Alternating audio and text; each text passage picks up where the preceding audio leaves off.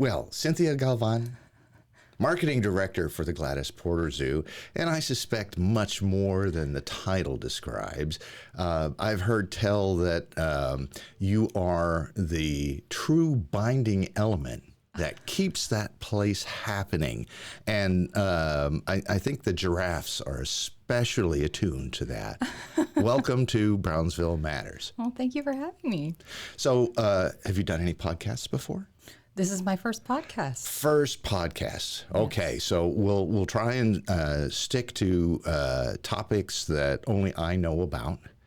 Okay. And because one of my superpowers is just creating awkward circumstances for anyone around me. But in seriousness, the zoo, the Gladys Porter Zoo, is really kind of the apex attraction in Brownsville. How many people visit the zoo every year?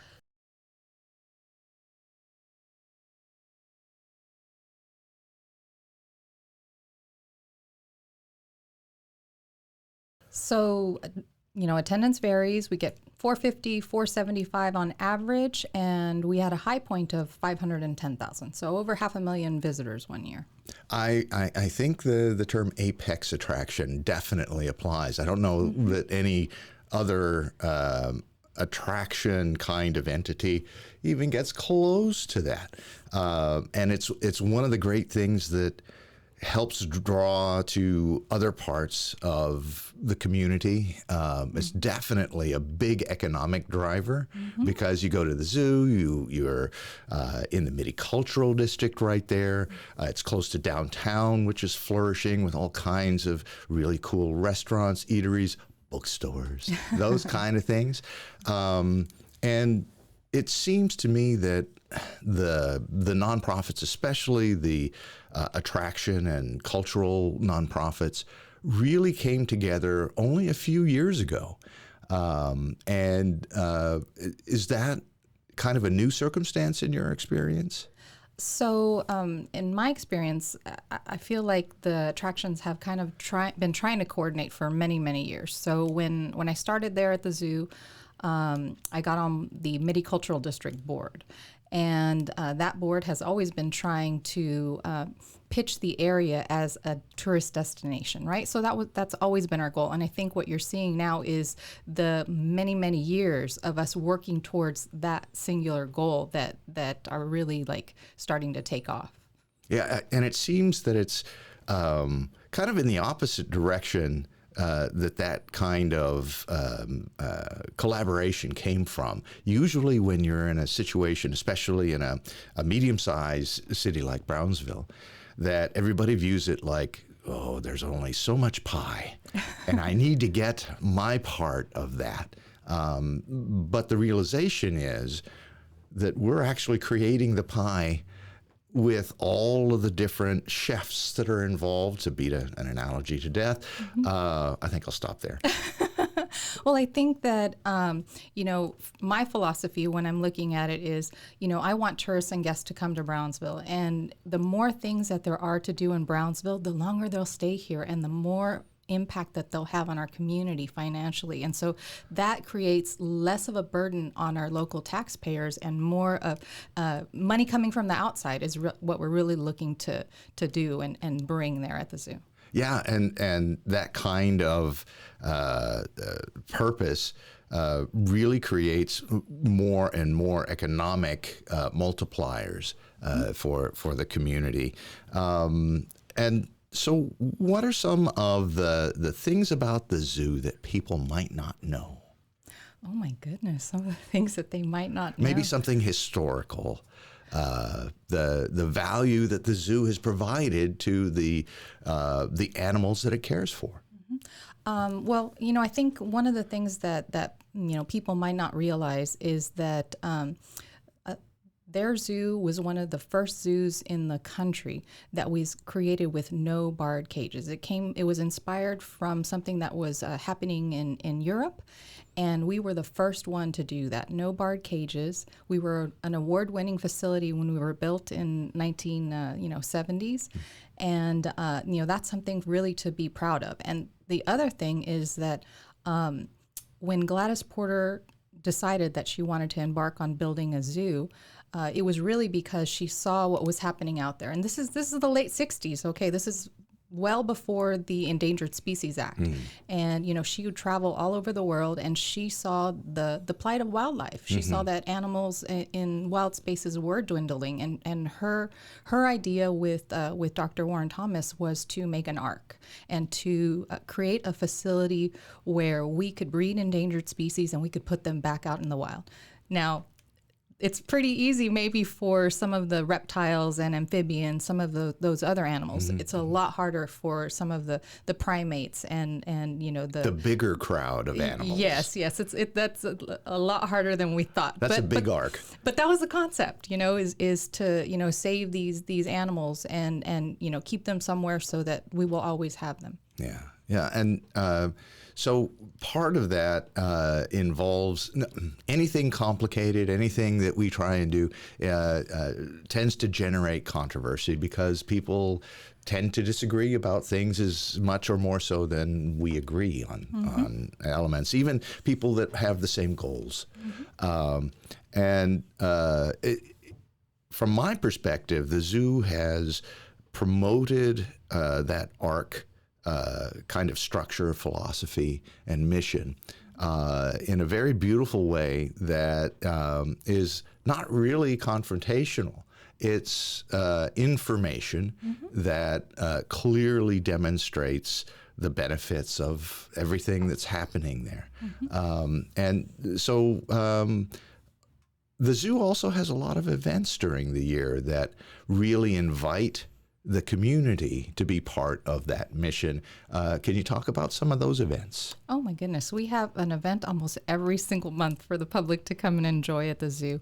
You know, but some of the ones that you know that are coming up are our Zoo Nights and Lights, which is our holiday event. It's the 5th, 6th, and 7th in December. And that's really when you can come out and get into the holiday spirit. There's all these lighted fixtures all over. It's basically you're seeing the zoo, but in illuminated fixtures, right? And the new thing this year is the Zipline. We are going to be running the Zipline at night. And I did get to experience the Zipline in the evening. It actually has, it lights up. And it's like a neon type of looking light. And we got a special attachment for it. So it's going to look like you're riding in a sled with Rudolph the reindeer right in the front. And I think it's probably going to be a much different perspective than when I saw it, because when I saw it, it was really dark on the zoo grounds. And I was like, I think if we're going to run it at night, we probably need to turn the lights on so we can see. It might be a little less something terrifying other that than way. just pitch black below us.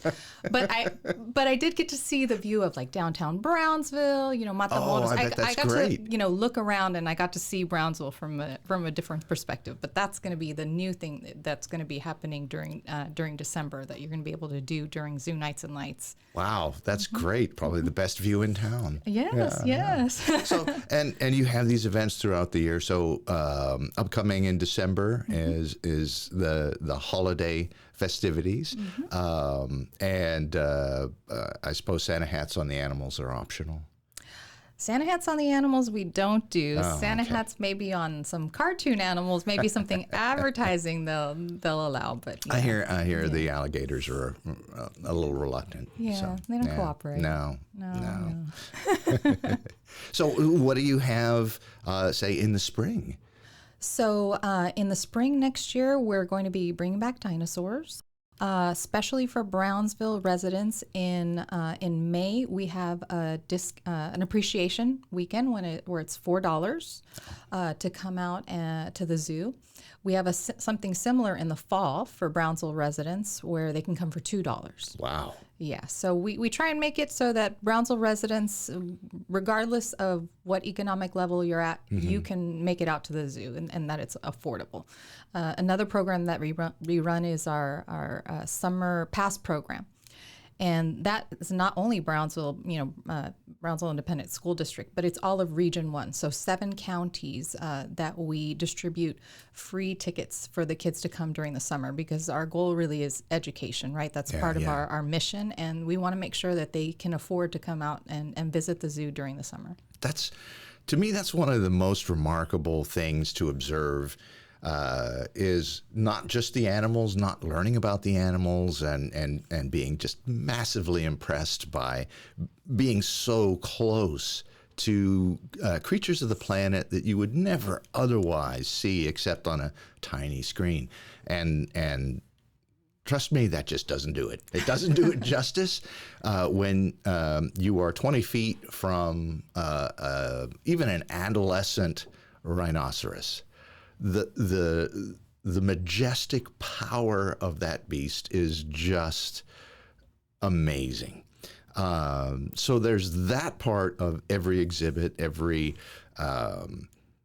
type of resident in your zoo, but also looking at every walk of life in our community, literally experiencing that in a similar way, just being wowed, whether it's top business officials, politicians, people who run their own small business, and people that just have a workaday life.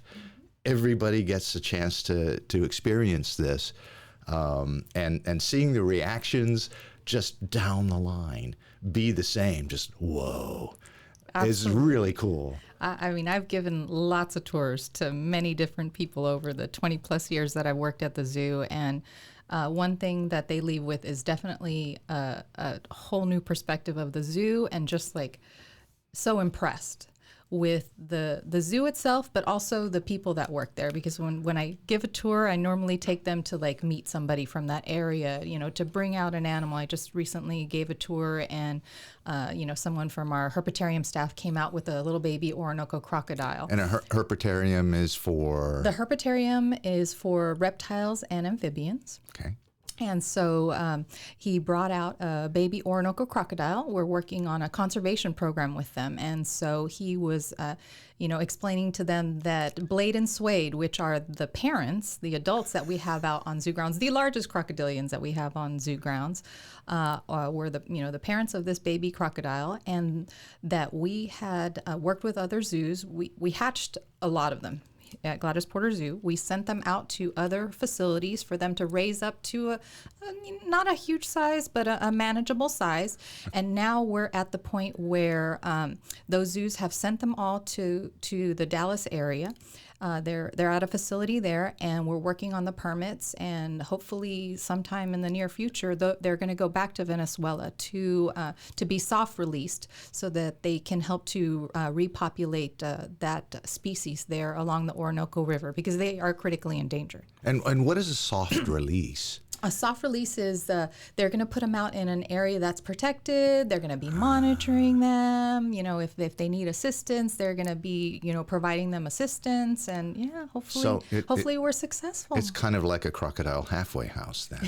Yeah, I hadn't thought of it that way, but yes, I see. Crocodile halfway house. You can use that title. I'm going to put it in the grant applications. Okay, yes. There you go. So you have this huge range of animals in the zoo. Obviously, crocodiles are predators, but what other types of fauna do you have in residence at the zoo currently? Well, you know, the big attraction is the 3 generations of gorillas that we have. We just had a little birthday party for Sally this past weekend. I think she turned 4, and yeah, so we've bred a lot of gorillas. They've gone to other places. Some of them have stayed here, but yeah, we're definitely well known in the zoo community for our gorilla husbandry. Yeah, and I heard the request by the population was for chocolate cake. They get a special, like a fruit. Oh, okay. No cake, just fruit. Cake. Yeah. Okay. Yeah. All right. Well, that sounds better. They monitor what gets fed to them. We make it look cake-like. Cake-like fruit. We've done that. I mean, we've done birthday parties for other animals too, and you know, you have to use their diet and mold it into a cake-looking fashion item. So some of the consumables are styled for the animals themselves. What got you interested in being part of this venture of the Gladys Porter Zoo? Well, I mean, from childhood, I went to summer safari classes.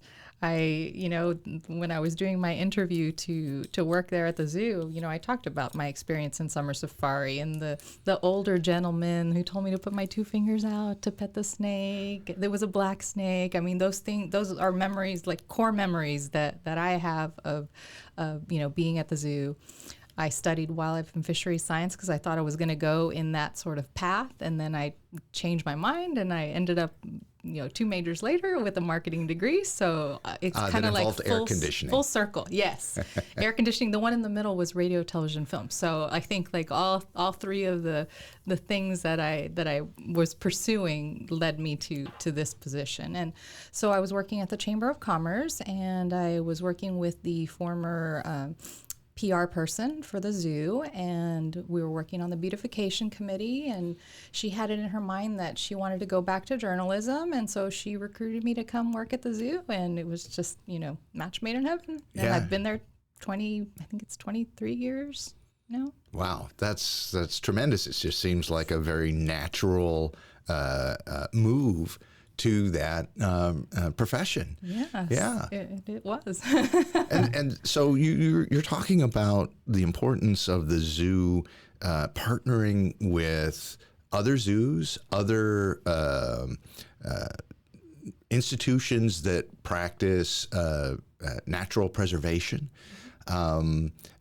What are some of the stories, or a story about one of those particular, say, larger animals that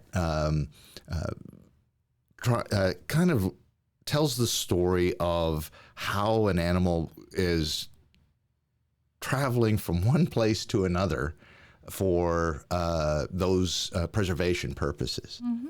So I remember at one time we had several tigers that were confiscated, right? We had the 4 that were confiscated by, I think, U.S. Fish and Wildlife. They were sisters, and there was a couple that owned them, and they got a divorce, and the husband stayed with the piece of land where the tigers were living, and the wife got custody of the tigers and called them the Walmart tigers because they were confiscated in the Walmart parking lot in the Upper Valley. They the police thought it was a drug bust, and so they were following some people around. And of course, they opened the trunk, and it's 4 tigers that were white, and then 2 orange-colored tigers. So here we go with all kinds of tigers and an overabundance of tigers. And so this is when we reached out to the AZA. There's what you call like species survival plans. And although these tigers weren't part of a species survival plan, because we can't determine their genetic history, right? And so they're not going to be reproducing or breeding. Okay. Because we don't know their origins, correct? And so, but we reached out to our colleagues, and we found homes for the sisters.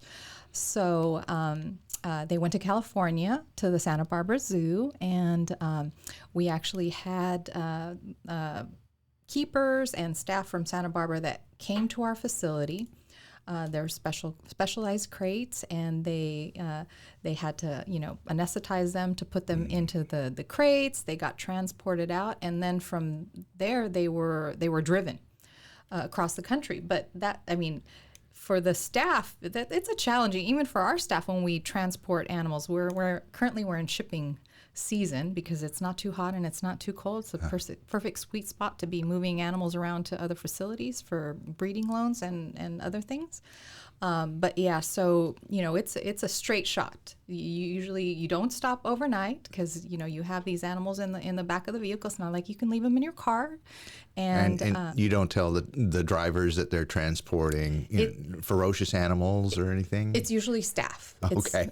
On our part, it's usually staff. So they're well aware. Yes, Okay. yes, but there are also there's also a company that specializes in transporting the really, really big ones. So like when we transported Ruth, she was our African elephant. After Macho passed away and we weren't able to keep elephants anymore because of our constraints regarding the exhibit size, we found another home for her in Milwaukee County. And so yes, there are people that specialize with special trucks that will drive animals across the country for you too. Same thing happens with giraffes. We can't transport the giraffes. They go in vehicles much larger than we can.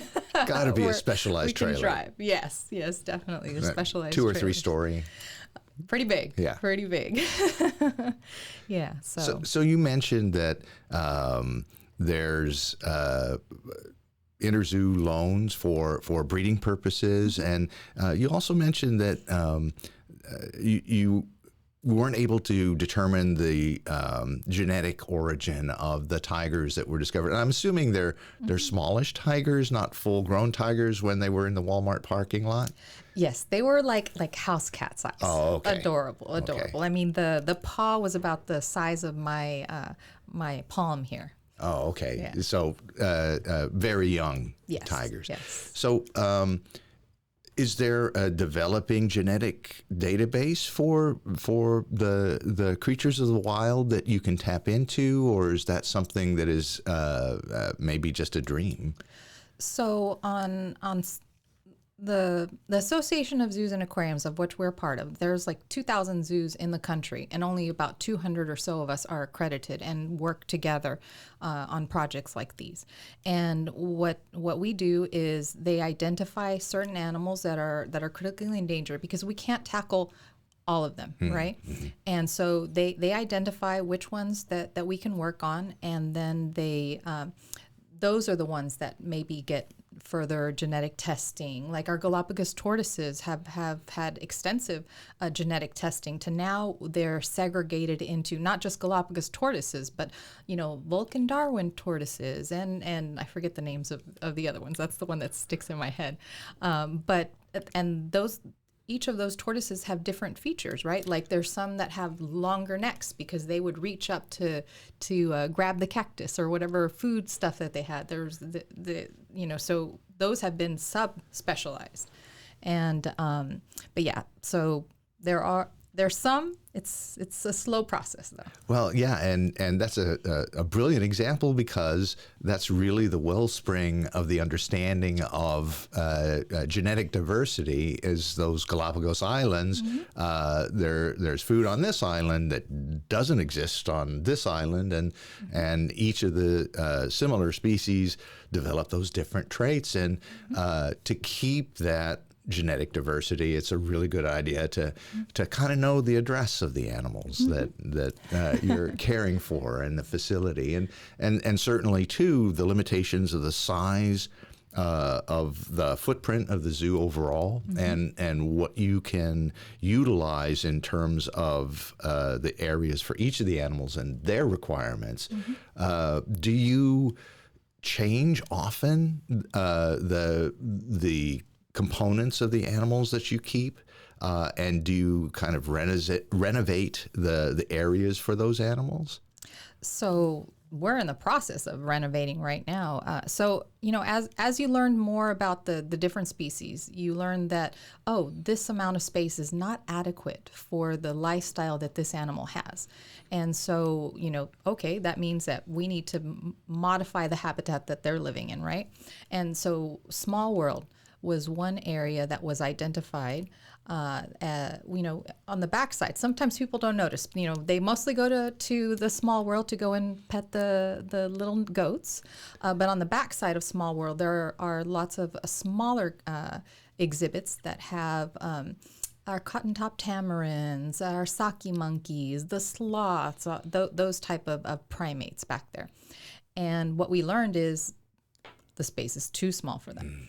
So we decided that we would go ahead and move them over to a Tropical Americas area El Mundo Huastec in Totonac. I know we opened phase 1 of that a few years back, and that was with capuchin monkeys and the capybaras, which fan favorite. And now we're working on phase 2 of that. Probably will be open by the end of this year. So what we've done there is create 5 new habitats. So, it'll be mostly primates. And then at the end, we'll have an area for our ocelots. And our ocelots will actually have a skywalk. So they'll be able to walk up and over the path and to go to another exhibit on the other side, closer to the resacas. Oh, that's really neat. That's very interesting. Are there areas where there are multiple different species of animals? Is there a way for them to peacefully interact? Yes, in that Mundo Huastec area, the section where we have the capybaras, we are testing right now dwarf caiman. So the smaller dwarf caiman have been happily coexisting with the capybara, the adult capybara, not any babies. I don't know what would happen if there was babies out there, but they're living out there with the male capybara. Yeah. So the older capybara would naturally be a little bit more chill, as I hear. Yes. They're the world's largest rodent. They're big guys. They're shockingly large. Yes. And another couple of aspects for the enclosures for different species that people might not immediately recognize is, you mentioned, is it the appropriate size for this particular creature? Mm-hmm. If they don't have enough space to get their exercise, they're not going to be healthy.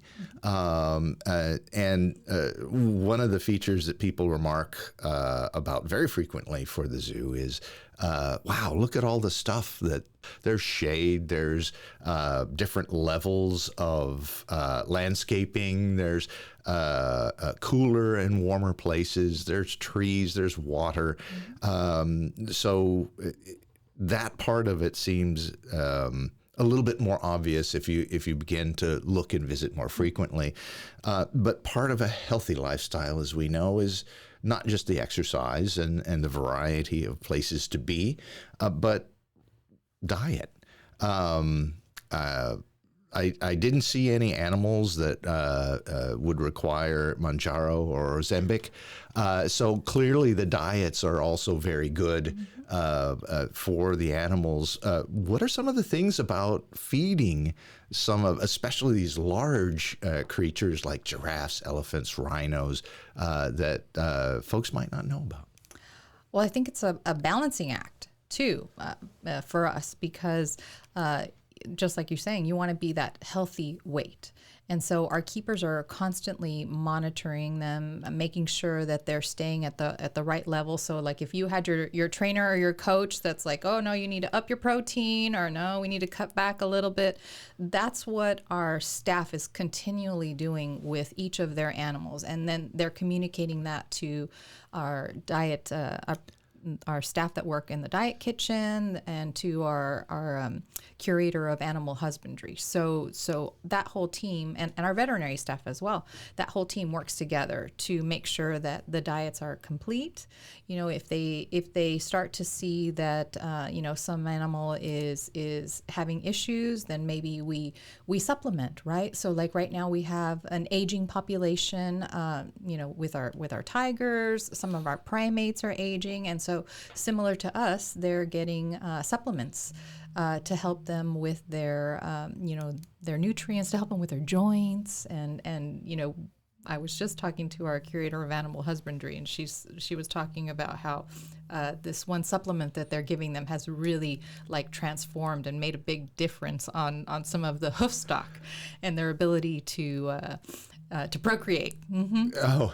Well, some of the elements of animal husbandry involve how folks actually ascertain the health of the animal.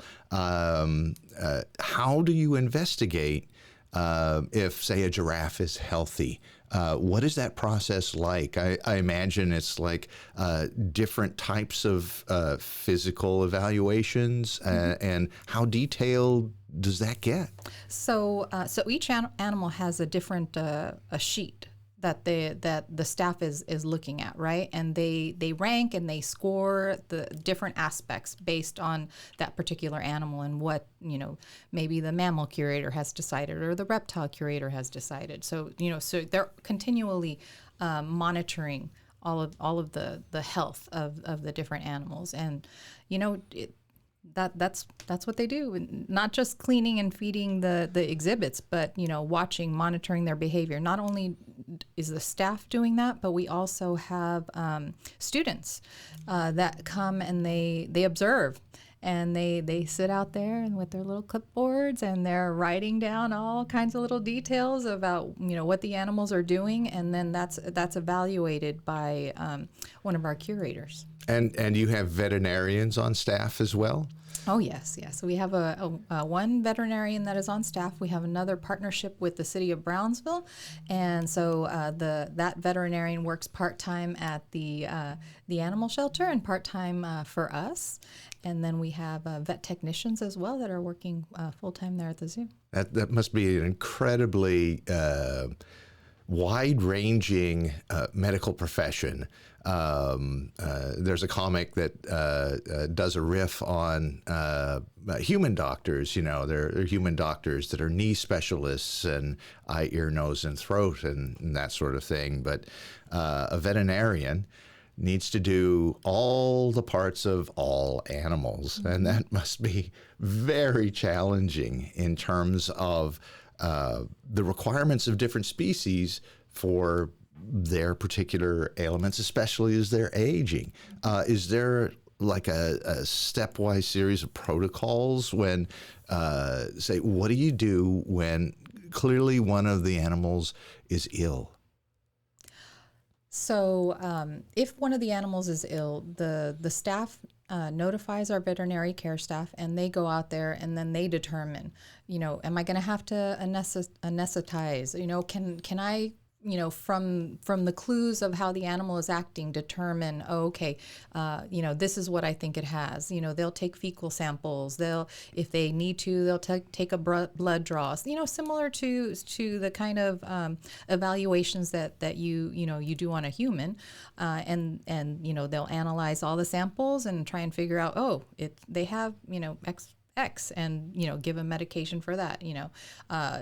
If they can't determine it from just doing those non-invasive or minimally invasive things, then that's when you move to something that's more invasive, where they have to anesthetize and then go in and look and see what the problem is.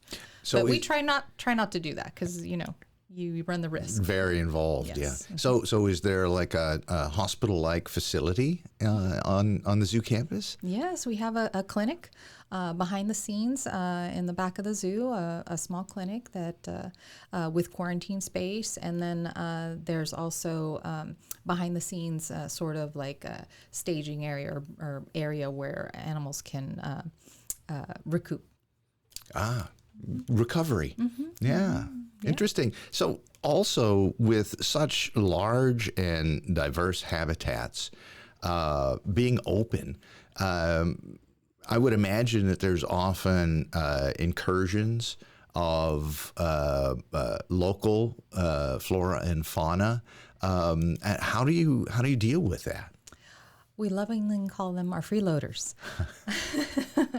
And looking for food. Yes. And some of them make it their home, right? There's certain times of the year where you can go on zoo grounds, and especially in those areas that have the resacas and they're tree lined on both sides, they're just full of birds. And sometimes the public thinks they're part of a collection. They don't realize that they're just passing through. And they're not part of our collection, but we let them be, and probably put out a little bit of extra food for them. just to make sure that their journey is well stocked. And are there some plants that you don't want to encroach in certain enclosures? Because, if you think of any sort of example, especially of specialized areas, koalas eat eucalyptus. And if they were to eat bull nettles, I'm sure it wouldn't go very well for them. So do you also monitor the plants in the enclosures, especially for deer-like fauna as well?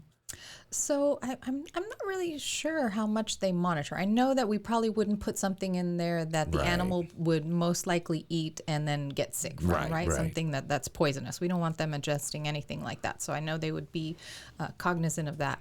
But as far as the botanical aspect of the zoo, what we try and do is we're trying to put plants that are from that region, right? So like right now we're working with the Palm Society of South Texas, and they've helped us renovate the Cassowary exhibit. So a cassowary is a large flightless bird like a ostrich or an emu, and but to me, they're the coolest. They're known as the world's most deadliest animal. They have like a bluish kind of color on their near their faces, and they have a little bit of a red wattle, and they have this huge claw that they can use to disembowel anybody that threatens them, and they lay green eggs.